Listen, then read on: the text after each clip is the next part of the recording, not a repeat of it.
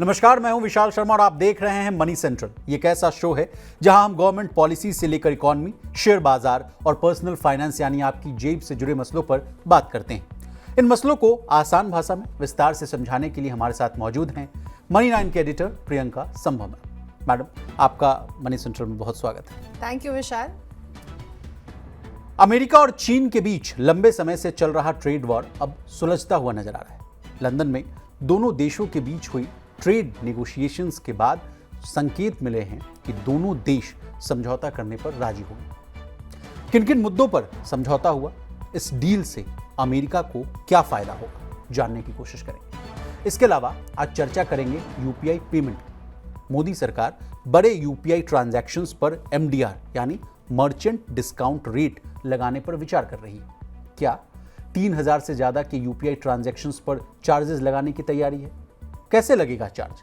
MDR कैसे काम करता है और इसे क्यों हटाया गया था? सारे सवालों का जवाब लेने की कोशिश करेंगे। अंतिम में चर्चा करेंगे एस&पी रेटिंग्स के रिपोर्ट की। एस&पी ग्लोबल रेटिंग्स की एक रिपोर्ट में दावा किया गया है कि भारत में अगले 5 साल में कैपेक्स यानी कैपिटल एक्सपेंडिचर बिजली, एयरलाइंस और ग्रीन हाइड्रोजन सेक्टर में 850 अरब डॉलर का बड़ा इन्वेस्टमेंट होने वाला है।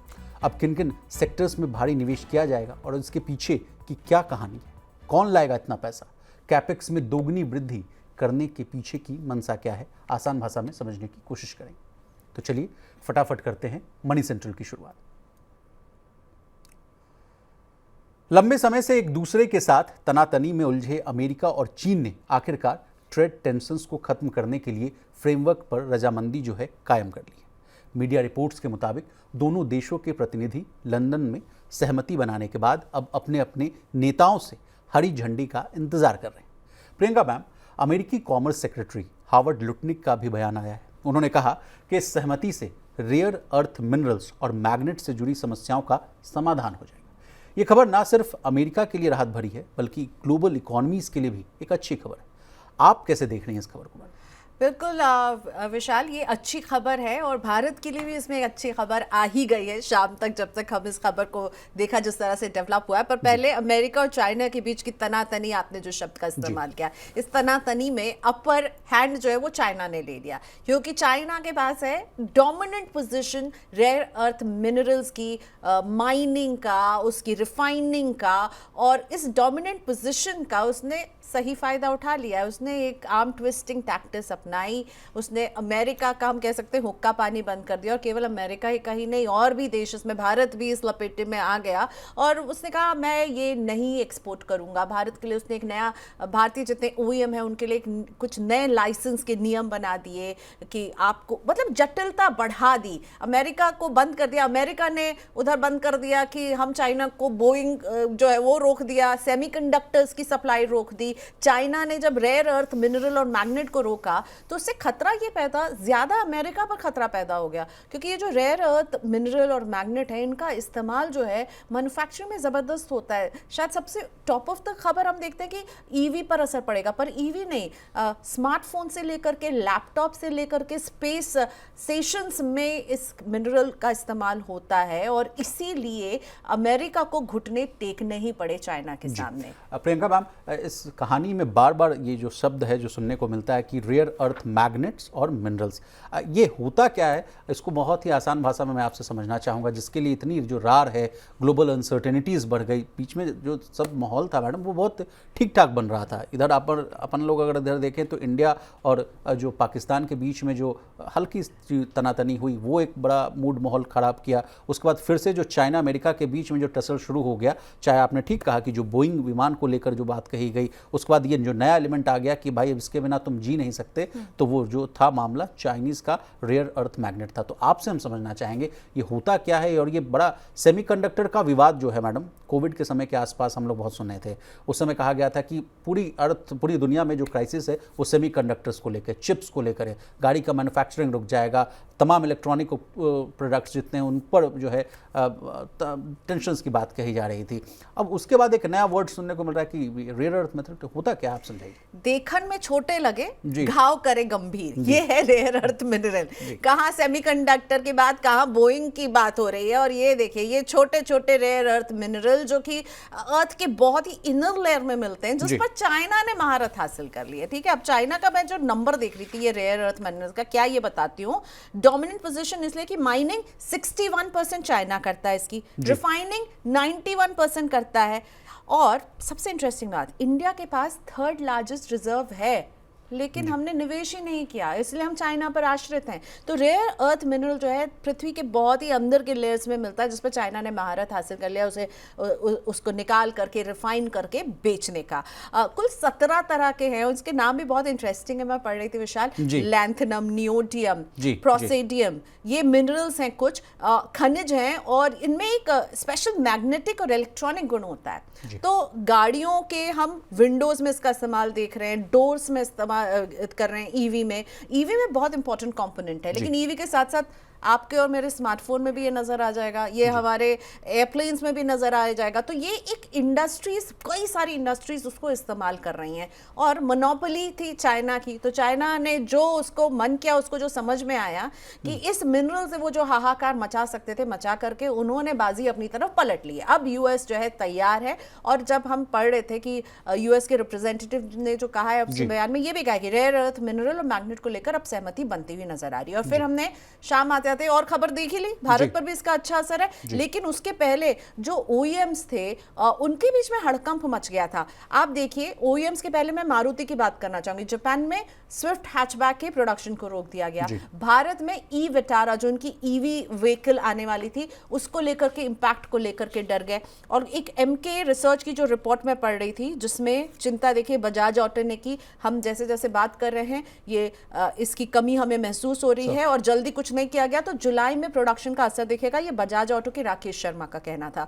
इसी के बाद हमने देखा और भी ऐसे बयान निकल करके आए, निसान के सीईओ ने भी यही कहा कि ये जो है काफ़ी सिचुएशन बिगड़ती हुई नज़र आ रही है। और भी कई ऑटो मैन्युफैक्चरर्स ने इस बात की पुष्टि की, जैसे सुदर्शन वेणु ने कहा कि भाई ये जो है ना टीवीएस मोटर के, ये बहुत ही ज़रूरी एक हमारे लिए एलिमेंट है, और इसकी कमी होगी तो बहुत दिक्कत होगी।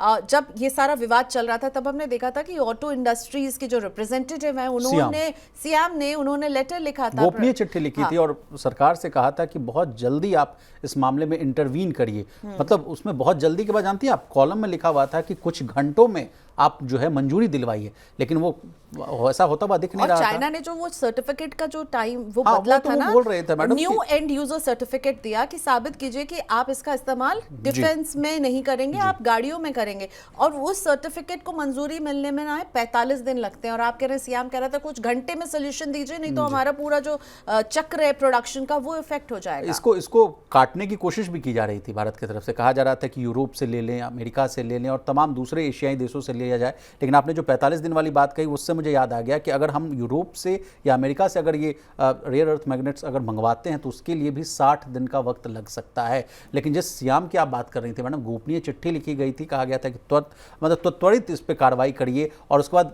जब वो मामला नहीं बना प्रियंका मैम, तो उसके बाद कहा गया कि आप इसमें ना दूतावास को हस्तक्षेप करने के लिए बोलिए, अब हमारे प्रतिनिधि को चाइना भेजने के लिए कहिए, वहां से हम लोग सब मामला जो सलटाते हुए अब कहा जा रहा है कि चाइना ने इंडियन ऑटो पार्ट मेकर्स के लिए जो है रेयर अर्थ का जो लाइसेंस है वो ऑफर करने की बात कह रही है। ये बहुत बड़ी राहत की खबर है, जिस तरह से आपने पूरा एक एक पॉइंट वाइज समझाया मैडम कि ईवीज का जो है विटारा को लेकर संकट आ गया था, वहाँ जापान में जो है स्विफ्ट जो बहुत पॉपुलर ब्रांड है उसको, और तमाम जैसा आपने टीवीएस का नाम लिया, और तमाम जो ऑटो मेकर्स कंपनियां जो कह रही थी कि अगर ये जल्द नहीं होते तो प्रोडक्शन जो है वो हॉल्ट होता हुआ दिख सकता है। इस पर बड़ी पिक्चर की बात करें मैडम, तो ये तो ऑटोमोबाइल सेक्टर के लिए, ओवरऑल इकोनॉमी के लिए बहुत राहत बड़ी खबर है, बहुत बड़ी अच्छी खबर आ गई है कि भाई अब जो है चाइना ने अपनी बात मनवा ली है। पहले अमेरिका से मनवाई, अब जब अमेरिका ने कह दिया कि हाँ, हालांकि अभी ये जो है ना फ्रेमवर्क ही तैयार हुआ है, अभी दोनों जो शीर्ष नेता हैं शी जिनपिंग और डोनाल्ड ट्रंप भाई साहब, उन दोनों को इसमें हस्ताक्षर करने हैं,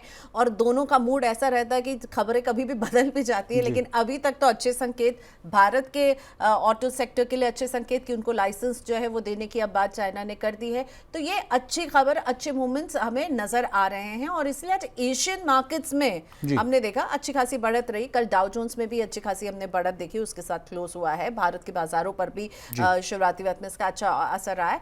तो कुछ बात बनती हुई, जो बिगड़ी हुई बात थी, लेकिन इसमें जो बात मेरे लिए स्टैंड आउट करी, दो बातें। पहली बात, चाइना ने अपनी डोमिनेंट पोजीशन को अपने फेवर में किस तरह से आर्म ट्विस्टिंग की, ठीक है। दूसरी बात, भारत के पास इस रेयर अर्थ मिनरल का 3rd लार्जेस्ट रिजर्व है, लेकिन अगर हम उस पर निवेश नहीं करेंगे, उसको बढ़ावा नहीं देंगे, तो ऐसे ही हम चाइना के इस तरह के वो हमारे हथकंडे में फंसते जाएंगे, उलझते जाएंगे। देखिए क्या कर दिया, एकदम हॉल्ट, एकदम घबराहट में हम फैला दिया था। पर चलिए, अंत भला तो सब भला। लेकिन अंत भला, उसके साथ ही एक कंपनी का मैं नाम लेना चाहूंगा। मैं मिडवेस्ट नाम की कंपनी है मैडम, साउथ की कंपनी है, वो भी 1000 करोड़ रुपए इन्वेस्ट करने की योजना बना रही थी और कह रही थी कि इसको लेकर जो है अपने प्रोडक्शन को बढ़ाएगी, अपनी कैपेसिटी को इन्हांस करने की भी योजना थी। 5000 टन से उसको बढ़ाकर 5000 टन करने की भी बात चल रही थी। तो अब जो इंडियन कंपनीज भी हैं वो भी जो है ना ब्रशअप होने हुए नजर आ रहे हैं। वो भी अब समझ रहे हैं कि इसकी जो उपयोगिता है वो बहुत अधिक है। आपको अपने पैरों पे खड़ा होना पड़ेगा, यही मौका है। ऐसे समय में आपको ये सीख लेनी पड़ेगी। आपदा में अवसर। चलिए आगे बढ़ते हैं। यूपीआई पेमेंट करना जल्द ही फ्री नहीं रहने वाला है। हम ऐसा इसलिए कह रहे हैं क्योंकि यूपीआई से लेन देन पर यानी ट्रांजैक्शंस पर चार्जेस लगाने की मांग लगातार जोर पकड़ रही है। कहा जा रहा है कि यूपीआई से 3000 रुपए से ज्यादा के ट्रांजैक्शंस के लिए मर्चेंट डिस्काउंट रेट यानी एमडीआर व्यवस्था को लागू किया जा सकता है। यानी एकदम आसान भाषा में कहें तो अगर आप 3000 रुपए से ज़्यादा का यूपीआई पेमेंट करते हैं तो दुकानदार को बैंक को 9 रुपए तक फीस देनी होगी। मैडम, कब से ये नियम लागू हो जाएगा? क्या ये चार्जेस जो हैं सिर्फ बड़े ट्रांजैक्शंस पर लागू होंगे या छोटे मोटे, मान लीजिए 10 रुपये 20 रुपये चाय पी रहे हैं तो उन पर भी ये लागू होगा? कब से लागू होगा इसके बारे में मैं आपसे बात करूं उससे पहले बता दूं कि ये कब इसको जो है बेदखल किया गया था। 2020 में से बंद किया गया था। 2020 के पहले ये सारे ट्रांजैक्शंस पर लगता था, छोटे या बड़े। अब बात हो रही है, लगातार 3-4 महीने से ये बात हो रही है कि जो बड़े ट्रांजैक्शन है, बड़े रकम के ट्रांजैक्शन है जिसमें 3000 एंड अबव, अभी भी ये प्रपोजल हो सकता है। खबरों के हवाले से खबर आ रही है, हो सकता है जब फाइनल हम देखेंगे, क्योंकि बैठकें जो है चल रही हैं और बैठक जो चल रही है वो department of economic affairs, PMO, department of financial services के बीच में ये बैठकों के दौर चल रहे हैं। तो एक प्राइस अभी जो होगा वो सामने नहीं आया कि कितने ऊपर के ट्रांजैक्शन में लगेगा, पर ऐसा माना जा रहा है कि 2000 और 3000 के ऊपर के ट्रांजैक्शन पर, यानी बड़े अमाउंट के ट्रांजैक्शन पर मर्चेंट डिस्काउंट रेट, जो कि मर्चेंट से लिया जाएगा ना कि कंज्यूमर से लिया जाएगा, ये लगाया जा सकता है। जीरो एमडीआर का हमने एक लंबा फेज देखा, 2020 में ये लाया गया था ताकि लोगों को यूपीआई जैसे चीज़ों का इस्तेमाल करने के लिए बढ़ावा मिले कि ये उनसे ये रेट नहीं वसूला जा रहा है। लेकिन एक बात और याद रखिए, जो छोटे ट्रांजैक्शन थे ना, उसके लिए सरकार ने एनपीसीआई और इन कंपनियों को सब्सिडी भी दी है 0.15%। हाँ, लेकिन एनपीसीआई का कहना है कि ये सफिशिएंट नहीं है जितने ट्रांजैक्शन हुए हैं। और ट्रांजैक्शन का आंकड़ा तो मई में भी क्या शानदार रहा है। मेरे पास आंकड़े हैं मैडम, एक महीने में 4% तक बढ़े हैं यूपीआई ट्रांजैक्शंस। मई में अगर बात की जाए 2025 में तो यूपीआई के जरिए 1867 करोड़ ट्रांजैक्शंस हुए हैं। इस दौरान इस कुल अगर ट्रांजैक्शन की जो रकम की बात की जाए, जितने ट्रांसफ़र हुए हैं वो है 25.14 लाख। और अगर इसको पिछले एक महीने से अगर कंपेयर करा जाए तो अप्रैल 2025 में ये जो आंकड़ा था ट्रांजैक्शंस की मैं बात कर रहा हूँ तो वो 1789 था। और ट्रांजैक्शन की गई रकम जो लाख करोड़ रुपए में मैं आपको बता रहा हूँ वो 23.94 था। तो यानी अप्रैल में मैम 1789 से ये मई में बढ़कर 1867 हुआ। और ट्रांजैक्शंस के मतलब क्वांटिटी की बात की जाऊँ मैं तो 23.94 लाख करोड़ से ये बढ़कर 25.14 और जो 2000 के कम के ट्रांजैक्शन थे उस पर सरकार ने यूपीआई ट्रांजैक्शन के लिए 0.15% का सब्सिडी दिया है। लेकिन एनपीसीआई जो है पेमेंट काउंसिल ऑफ इंडिया, उसका कहना है कि इंडस्ट्री का खर्चा जो है जब एमडीआर को जीरो कर दिया गया तो 10,000 करोड़ का रहा, तो इनकी सब्सिडी जो है वो नाकाफी है। अब बात हो रही है कि जो बड़े ट्रांजैक्शन है, क्योंकि बैंकों को ना इन पेमेंट को प्रोसेस करने में खर्चा आता है, तो इसलिए कहा जा रहा है कि मर्चेंट से ये पैसा जो है वसूला जा सकता है 0.3% का, और इसे 2 से 3 महीने, मुझे लगता है फेस्टिवल सीजन के पहले, क्योंकि फेस्टिवल सीजन में लोग काफ़ी इससे शॉपिंग करते हैं, तो फेस्टिवल सीजन के पहले इसको लागू करने की कोशिश की जा रही है। अब देखते हैं कि अब मुझे तो ये लगता है, हम जिस तरह से देखते हैं जब भी कुछ इस तरह के कुछ भी कॉस्ट मर्चेंट के ऊपर बढ़ता है तो इसका असर किस पे पड़ता है? तो बिजनेस का मॉडल ही है मैडम कि कोई भी खर्च है वो आप ग्राहक से ही निकालिए बाय हुक और बाय क्रुक। तो यानी हमारे लिए यूपीआई ट्रांजैक्शन जो है वो बहुत जल्दी मुफ्त नहीं रहने वाला है, मुझे लग रहा है विशाल। जी मैडम, अब जिस तरह से मैं पहली वाली कहानी में आपसे समझना चाहा था कि चाइनीज़ का जो रेयर अर्थ मेटल है, मैग्नेट है, उसी तरह इस कहानी में एमडीआर सब बार बार समझ में सुनने को आ रहा है। हम आपसे समझना चाहते हैं कि एमडीआर होता क्या है मैडम, कैसे लगता है ये चार्ज, और इसको जैसा कि आपने वो तो पहली कहानी में आपने बता दिया कि कैसे हटता है, लेकिन ये हम समझाइए एमडीआर होता क्या है? एमडीआर एक तरह की फीस है जो कि हर पेमेंट पर सर्विस प्रोवाइडर जो होता है यानी जो मर्चेंट होता है उसको देना पड़ता है बैंक्स को इस हर डिजिटल पेमेंट में इसे प्रोसेस करने के लिए, ठीक है। सो बेसिकली एक एडिशनल चार्ज मर्चेंट को पे करना है क्योंकि वो एक डिजिटल। अब इससे होगा क्या, जब ये एडिशनल चार्ज लिया जाएगा ना, तो हम जो बात कर रहे थे कि कैश को सिस्टम से आउट करना है, फिर कहेंगे ये एडिशनल चार्ज लिया जा रहा है, आप कैश में पेमेंट कर दीजिए, तो कैश की हम वापसी होते हुए देख सकते हैं, ठीक है। अब भी क्या किया था, इतने समय से 5 साल से 0 एमडीआर पर हम चल रहे थे। अब जब इस ट्रांजैक्शन पर कॉस्ट लगने लगेगा तो हो सकता है मर्चेंट आपको कहे कि कैश पे दे दीजिए, आपको इतना कम पड़ेगा, आप यूपीआई से पेमेंट करें तो इतना ज़्यादा आपको देना पड़ेगा। और हम सबको क्या चाहिए, हम सबको चाहिए कि जेब को थोड़ी राहत मिले, और फिर क्या पता कैश का दौर हम लौटते हुए भी देखेंगे। जी जी, चलिए आगे बढ़ते हैं। भारत की कंपनियां अगले 5 साल में बड़े पैमाने पर निवेश करने की योजना बना रही है। S&P ग्लोबल रेटिंग्स की एक रिपोर्ट के मुताबिक इस दौरान पूंजीगत खर्च, यानी जिसको कि आप कैपेक्स के नाम से जानते हैं, उसको दोगुना करने की बात कही जा रही है। मैडम, कितना खर्च होने वाला है, किन किन सेक्टर्स में इन्वेस्टमेंट किया जाएगा, प्लीज़ बताइए। तो S&P की ये जो रिपोर्ट है ये बता रही है कि अगले 5 साल में $850 बिलियन का खर्चा जो है इंडियन कॉर्पोरेट सेक्टर कर सकता है। इसमें अच्छी बात यह है कि हमेशा जब भी हम बात करते हैं कैपेक्स स्पेंडिंग की, कैपिटल एक्सपेंडिचर की, तो बात होती थी कि सरकार ही कर रही है, प्राइवेट प्लेयर्स जो हैं वो कहीं ना कहीं पूरे पिक्चर से गायब रहते थे। तो अगर ये होते हुए हम देखते हैं तो ये हमारी इकोनॉमी के लिए बहुत अच्छी खबर है विशाल, कि फाइनली प्राइवेट प्लेयर्स जो है वो नज़र आएंगे, स्पेंड करते हुए, अपने बिजनेसेस का विस्तार करते हुए नज़र आएंगे। $850 बिलियन अच्छी खासी रकम है।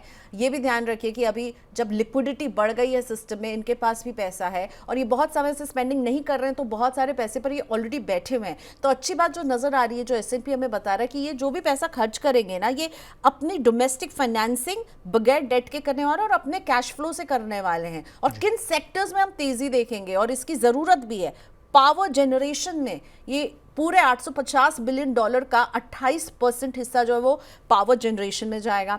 ऑयल एंड गैस में हम 10% इसका हिस्सा देखेंगे और एयरलाइंस में हम 10% इसका जो है स्पेंडिंग देखेंगे। हम सब देख रहे हैं हमारी एविएशन इंडस्ट्री जो है भारत की किस तेजी से बढ़ रही है, तो यहाँ पर power generation, oil and gas और एयरलाइंस में हम ज़बरदस्त स्पेंडिंग देखने वाले हैं प्राइवेट प्लेयर्स की इन नेक्स्ट 5 years। और ये अच्छी खबर है हमारी इकोनॉमी के लिए।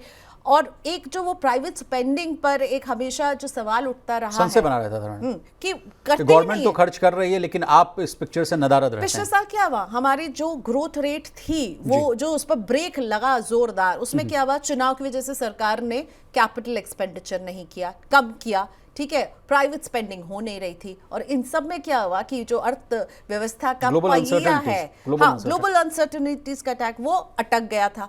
अब ये अगले 5 साल के लिए मुझे लगता है हमारी इकोनॉमी के लिए ये मुझे बहुत अच्छी खबर लग रही है। लेकिन अब कौन कौन से प्लेयर्स हैं जो पैसा लगाएंगे वो भी मैं बता दूं। NTPC लिमिटेड, टाटा पावर का नाम आ रहा है, पावर ग्रिड कॉर्पोरेशन जो है वो इस दिशा में कहा जा रहा है कि अहम भूमिका निभाएगी। अडानी ग्रुप का भी नाम आ रहा है। अडानी ग्रुप भी कह रही है कि अगले 5 साल में हर साल वो $20 अरब का निवेश जो है वो करेगी। टाटा ग्रुप का भी नाम आ रहा है मैडम, वो $120 अरब का निवेश करेगी।